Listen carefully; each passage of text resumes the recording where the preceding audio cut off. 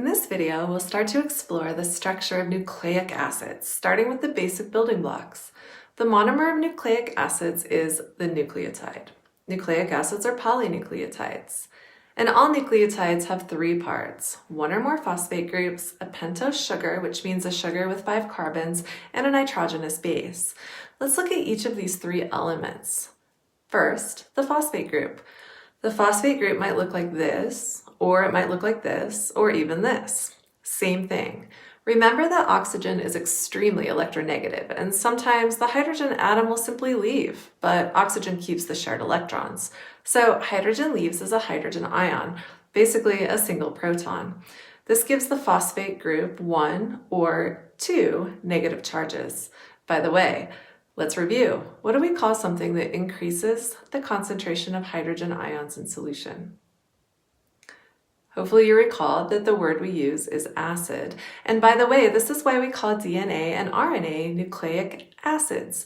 The nucleic part, by the way, is because they were first described as being located in the nucleus. And of course, we have a lot of DNA in the nucleus of eukaryotic cells, but RNA isn't necessarily localized to the nucleus. We find some of it in the cytoplasm as well, and DNA isn't constrained to the nucleus either. Even eukaryotes have DNA outside the nucleus, in the mitochondria and chloroplasts of cells. And of course, prokaryotes don't even have a nucleus, so their DNA and RNA is just hanging out in the main compartment of the cell. Let's move on now to the pentose sugar of a nucleotide. We have 2 possible pentose sugars, ribose and deoxyribose. Ribose is found in RNA and deoxyribose is found in DNA. And these sugars, of course, give them their names, ribonucleic acid and deoxyribonucleic acid. Let's compare the structures of these pentose sugars. They are identical except for one little detail.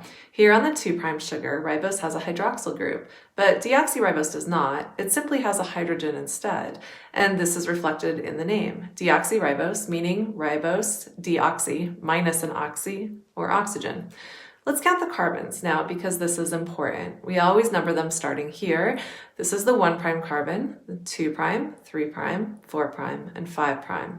The phosphate group is attached to the 5' carbon, which is outside the ring, and the 3' carbon has a hydroxyl group in both ribose and deoxyribose. The 3' carbon is where we're going to attach another nucleotide when we start putting nucleotides together to make a polynucleotide. When we do that, we make covalent bonds between nucleotides. When we make a polynucleotide, we see an alternation of phosphate group, sugar, phosphate group, sugar.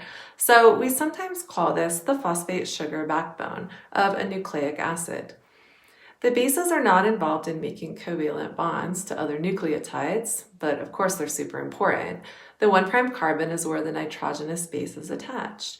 And here we have several choices. If we're looking at a nucleotide of DNA, this nitrogenous base could be adenine, guanine, cytosine, or thymine.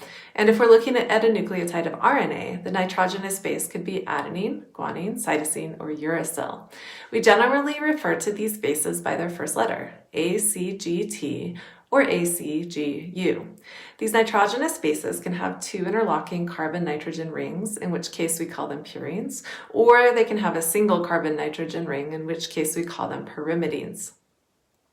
These nitrogenous bases can form hydrogen bonds with other bases, and base pairing is specific. If we're looking at a molecule of DNA, we have 2 polynucleotides, or strands, that are bound together by hydrogen bonds between the bases. Notice that we have 2 strands here of DNA, and also notice that they're running in the opposite direction. This one is going from 5' to 3', and the other one is going 3' to 5'. This is called an anti-parallel orientation, and it is necessary for base pairing. We're not going to see 2 parallel strands running in the same direction and base pairing with each other. Not going to happen.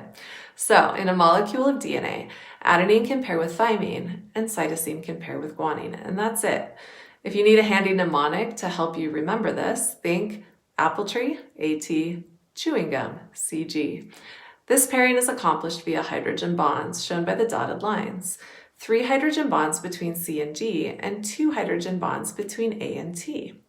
If we have a strand of DNA and a strand of RNA, and this is going to happen, by the way, during transcription when information in DNA is copied to RNA, the same base pair rules apply, except of course RNA doesn't have T, it has U instead.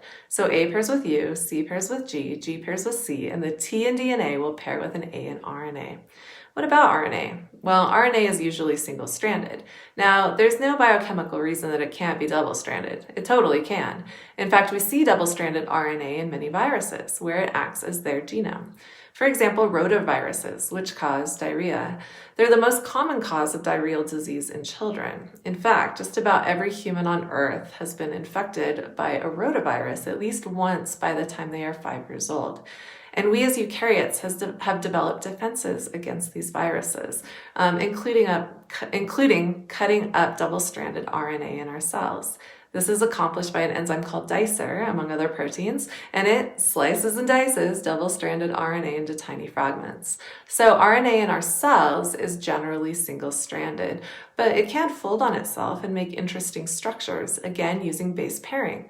For example, transfer RNA folds to make this interesting cloverleaf structure, which is based on hydrogen bonding between G, C, and hydrogen bonding between A and U.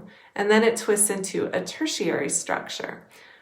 Okay, hopefully this video helped you understand the basics of nucleotide and nucleic acid structure.